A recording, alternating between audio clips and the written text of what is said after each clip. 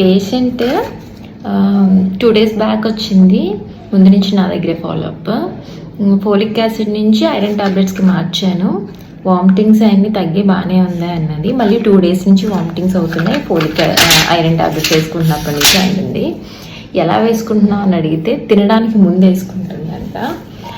యూజువల్గా iron tablet అన్నది తినడానికి ముందు వేసుకోవాలి. ఏదర్ ఫుడ్ తినడానికి 1 hour బిఫోర్ కానీ ఫుడ్ తిన్న తర్వాత 2 hours తర్వాత కానీ ఐరన్ టాబ్లెట్ వేసుకోవాలి. ఎందుకంటే ఎంప్టీ స్టమక్తో మనకు ఐరన్ అబ్జర్ప్షన్ ఇంకా బాగుంటుంది.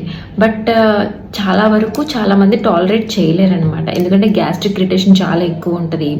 నాజియా, వామిటింగ్స్ అవన్నీ ఎక్కువగా అయిపోతూ ఉంటాయి అన్నమాట. సో ఏదైనా బెటర్ ఏంటంటే ఐరన్ టాబ్లెట్ వేసుకోవడం. కొంచెం లైట్గా ఏమైనా తీసుకొని అప్పుడు ఐరన్ టాబ్లెట్ వేసుకుంటే కొంచెం గ్యాస్ట్రిక్ ఇరిటేషన్ తక్కువ ఉంటుంది అండ్ నాజియా, వామిటింగ్స్ లాంటివి రావన్నమాట.